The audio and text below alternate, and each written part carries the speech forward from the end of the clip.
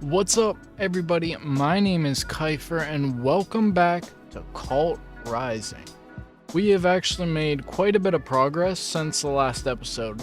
We've made more progress than I actually thought we were going to make so far. And so, to start off, I'll show you what we have right now. Let me see if I can grab this dude.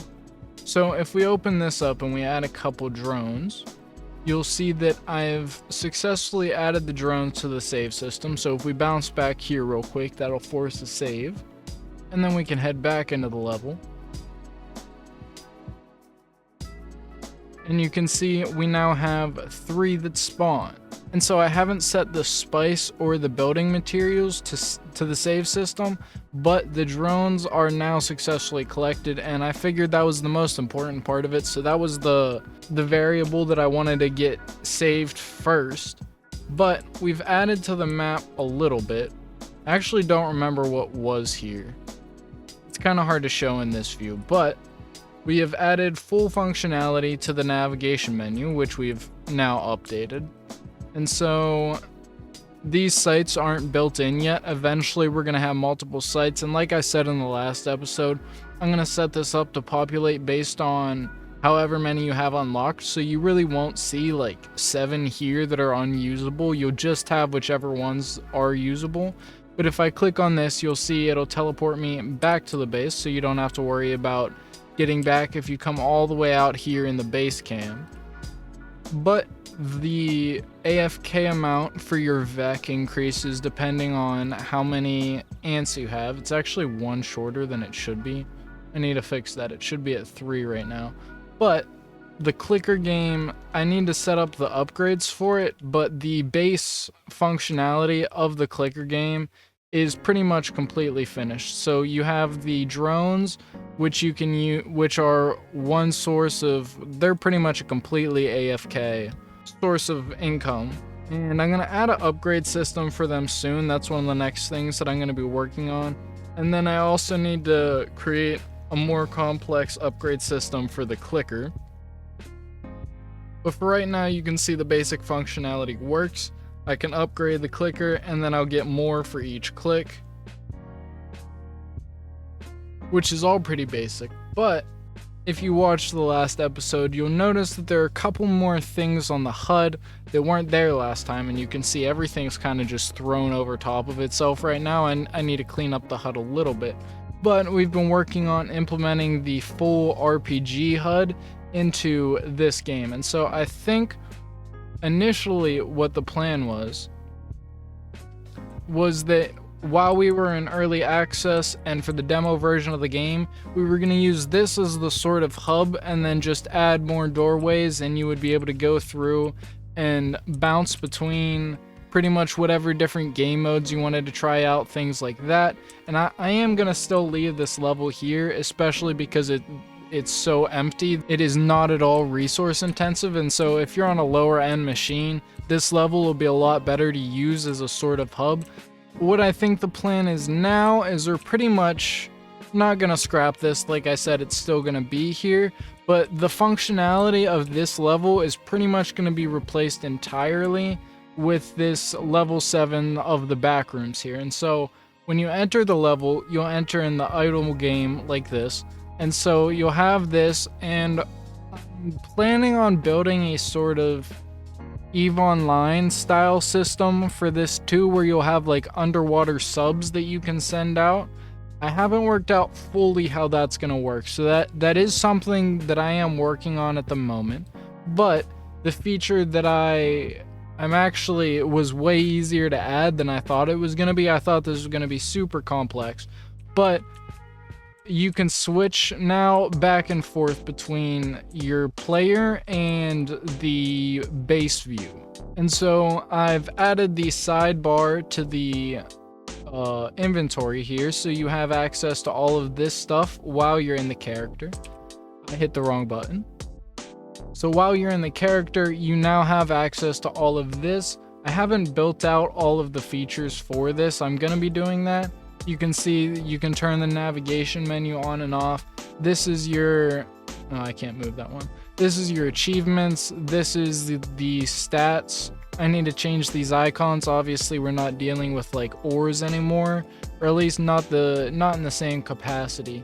And then this is the upgrade this. I need to change things so they work better in this menu, because obviously things like this get covered by the actual inventory.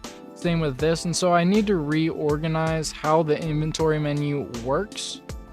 I do like that you can right click and then look around you while you're in the inventory too, but if you click this button again, it'll take you back to this view, and then you can go back to playing as the idle game. And so there is pretty much a seamless... Oh, that's an interesting one.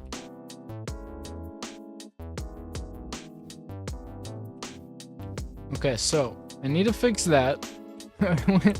When you're in your inventory, your character doesn't get turned. Well, actually, it's just not switching back to the... Huh. Wonder why it's doing that. Interesting. Well, we'll just keep it in third person. The first person isn't working for right now. I need to fix that. But the other feature that I added is if you've played... It's common in a lot of gacha games, so if you've played like Genshin Impact or Wuthering Waves or Zenless Zone Zero, they typically have this sort of feature where you control one character like this, and then you can swap between different characters, but it just changes whatever character you have out instead of like having multiple characters in the squad at the same time. And so I've been working on a similar system for this. There is gonna be a lore explanation for how you're able to do it in game. I don't want to get into spoilers yet, so we're just not going to get into that right now. But over here you can see this is the other form you have right now. So we have this form that I'm currently in, and then if I press Z, it's not working perfectly, but it'll switch the button. So I don't know why this guy doesn't work, because if I switch back to him, the red guy works perfectly. This dude, I don't know, he refuses to teleport. He will not leave, and I don't know why. But I'm gonna build out a system where you can unlock different characters, and then you can choose which ones you have equipped, and then you'll be able to switch between them in combat. And theoretically, it'll be pretty seamless. So you guys don't have game set. And so then theoretically, it'll be seamless between the different types of characters that we have.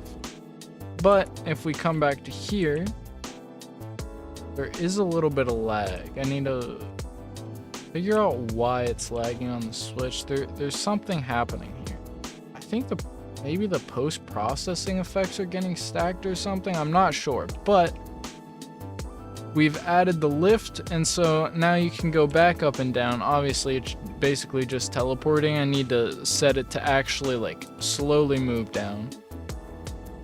But this will allow you to traverse between the ocean and your actual base. Obviously, I need to add like things like scuba gear and that kind of equipment like that. I'm not sure what I'm gonna do about a swimming system. I think at least in the start, I'm gonna basically just put you in a suit of power armor, and so you'll be really heavy, and so you will be underwater, but you'll also be walking along the ground like this. You won't actually be swimming. And then eventually, I might add a sort of like submersible vehicle, like in I'm gonna leave this because it's lagging really bad now actually. But like in Subnautica, where you can hold on to it and carry yourself around, and then you can use that to explore up into the water. But that'll be something for later, because right now I do really want to focus on like the ground combat. Like I said in the last video, this level is really just supposed to be a kind of collection of all the game features, so that while we're in early access and while you're playing the demo, things like that, you can access all of the game mechanics, all of the combat features, you can try out the builds, the weapons, all of that kind of stuff, but then it won't actually impact the story itself. Alright, so we cleaned up the UI, we got rid of some of the extra icons that you don't need here. We added real meshes for the spice. I need to make it so the resources you gather don't have bloom on them. The bloom should only be on the actual like lights of the like in-world lights. This glowing isn't like actually supposed to be happening in world. That's just an indicator for you. So I need to fix that, but that one's not working. This is all functioning now. That's not stuck anymore. Same with this one. I added the help menu to this. We're gonna build out a full menu on that one here. I think I'm gonna work on filling out at least like the containers for these UIs next. So like when you click on it, this one actually should work because you can open the inventory. And so I just need to bind that to this button because this is your inventory button. God damn it. I thought I fixed that. All right, so I fixed that. This is now working again. I'm not really sure what happened there, but like I was saying, we've cleaned up the UI a lot. I think I'm just gonna leave this here because I think whenever you're in this mode, there's a big gap there right now, but I think I'm gonna put a like character icon in the corner there that switches out whenever you're in this mode. And then that way there won't be that weird gap there, because that was something that I was planning on doing anyways. Having like a standard kind of MMO character icon. But all of the base functionality is pretty much set up for this as of now. Like I said, my next plan is to fill out the rest of this.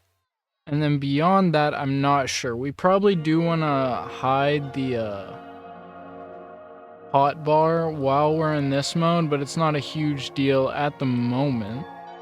I also want to start adding other bases that you can explore and collect. So we need to start working on that too. I think though first, so I think the plan, first we're gonna fill out the functionality of this side menu here. And then after that, I think we're gonna work on the upgrade features for the idle game, both the drones and the like clicker itself. And then once we do that, I think we'll start expanding the map some more and adding more bases. I'm sure I'll randomly expand the map at certain points, because map design is something that I usually just do for fun. Whenever I'm just like kind of tired or don't want to have to think, I'll just kind of sit down and work on one of the maps for the game. And so that just kind of happens randomly.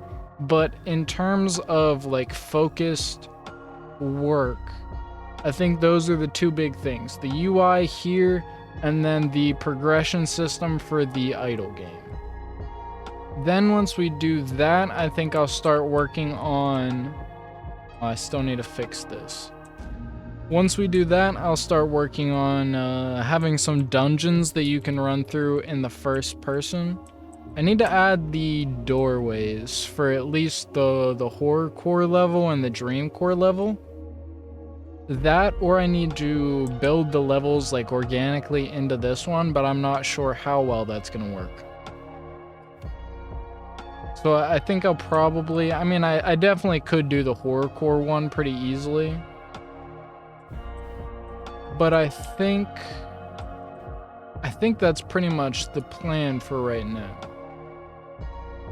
I keep saying it, but I'm really happy with how things are going at the moment. I've made a lot more progress with this so far than I've expected to. I'm not sure what's causing these white lines. It's something with like the fog. It might just be because because my quality is scaled down for the editor. But the edge detection is like turning white in the fog, and I'm not sure that I like that. Because actually no, there's a second edge detection. That's why. Because there's no edge detection on terrain.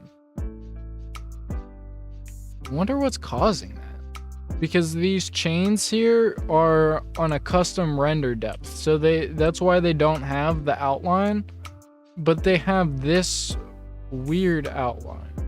I need to figure out where that's coming from, because it's only in that camera. Weird. I'm not sure why it's doing that.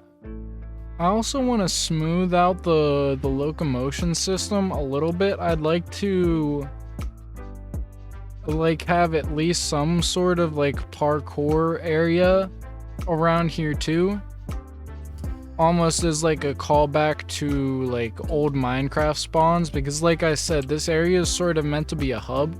And like I said back in the state of the game video for 2024, the level has changed clearly, but we are still, like, lore wise, we're in a dream state right now. And so while this place does exist, this isn't actually like the real version of it, which is how I'm explaining all of the like basically rolling all of the mechanics into this one level when they wouldn't really be here. I had a point to this and I don't remember where I was going. But anyways, I'd also like to work on the locomotion system, get the mobility and the animations a little bit more smooth and a little bit cleaner. And then we can start building like a classic sort of Minecraft parkour area around here. And then after that, like I said earlier, I'd like to start working on like a sort of submarine system that allows you to operate submarines the way that you pilot ships in like EVE Online, and then you can use that as an additional this rock spawner is messed up. You can use that as an additional sort of resource gathering input. And then at some point, because I do have a building system that I've been implementing, but it's like a classic sort of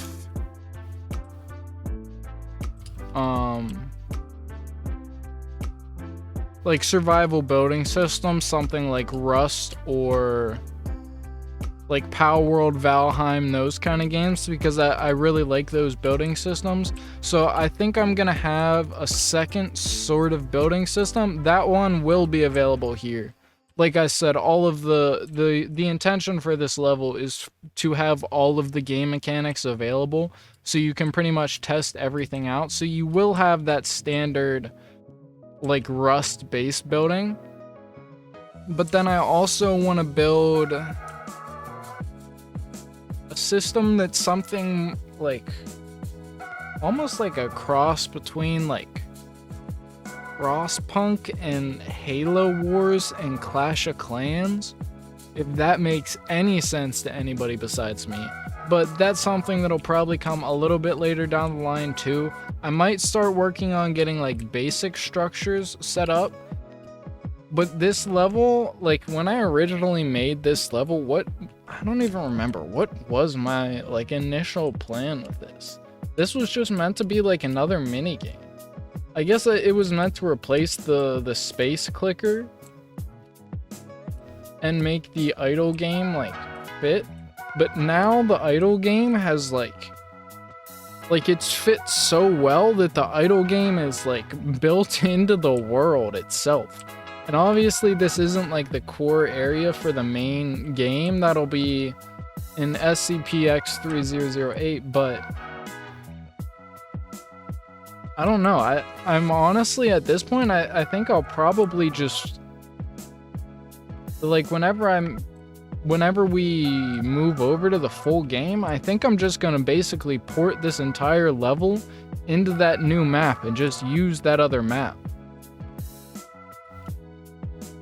Because this game mode is coming out way better than I was expecting. I do need to fix this lift, because I mean it works perfectly, but I'd like it, like it'd be cool to actually see yourself going up. And then I also need to add in the functionality to these. I need to add screens to most of the TVs and like I need to zoom in. Can't see shit inside. We need to fill out like a bunch of props in here and stuff. So then I guess the only sort of game feature that'll be missing from this level will be the elevator. And I can always add the elevator at any time because it's literally, if I leave the game, it's literally right below us. It's still here. Actually, the entire floor from X3008 is still here. And the railing does peek up. I just have it set to invisible. So I can realistically just open this up, and then once we have that game mode built out, we can implement that as well. Because lore-wise, this is all proper, because that's the way the elevator is supposed to work, right? It's like a multi-dimensional elevator. It can go anywhere, so it can reach the different floors of the backrooms. It can also reach like the non-Euclidean SCPs, like 3008 and that kind of stuff.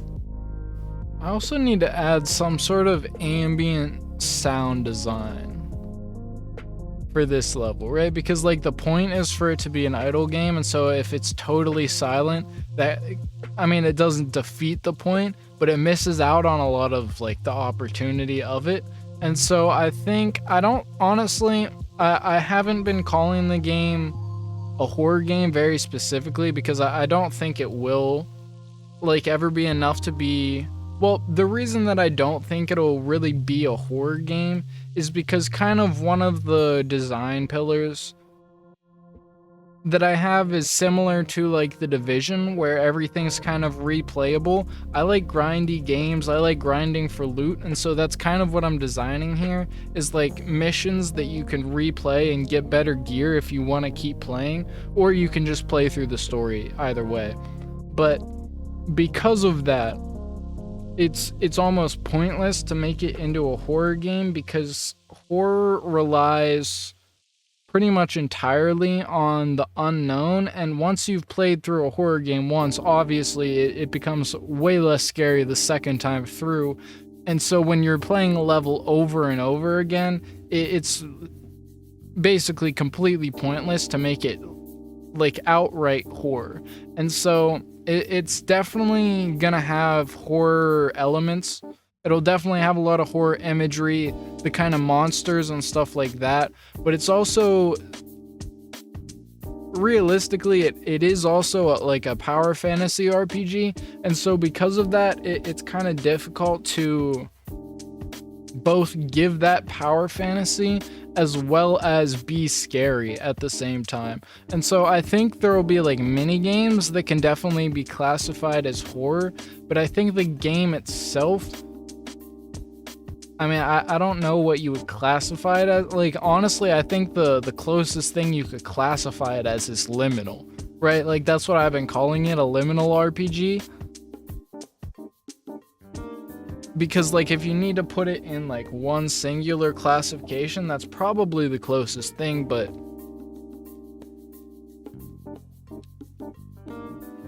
I don't know. That's why I've been using terminology like experimental immersive sim. Where was I even going with it? There was a point to talking about horror. Oh, sound design.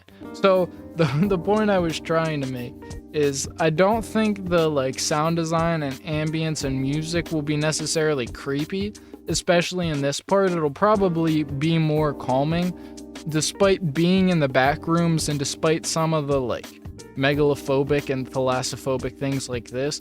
This area is meant to be more, I don't want to say calm, but calm in like the liminal sense, right? Because you have the like really unsettling side of liminality that's like bordering on scary, and then you have the other side of it that's the sort of like nostalgia core. And so I want this to be more like the warm nostalgia core sort of feeling. I do want it to be in between because, I mean, we did specifically choose level 7 for that reason, because underwater is scary. And like I said, there will be different dungeons, so when you go to different areas, we can change the aesthetic a lot there too. But I think for like the music and the sound design of this area, I want to go for something more like calm and relaxing, almost more like a Minecraft vibe, with like more ambience maybe. And then like steered more towards being underwater. But that's something else we're going to need to work on soon. But I think that's all we have time for tonight.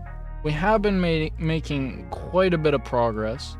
As you can see, I can put a link down to the changelog in the description. I don't know if I've been putting this in, but we've been tracking pretty much almost every single change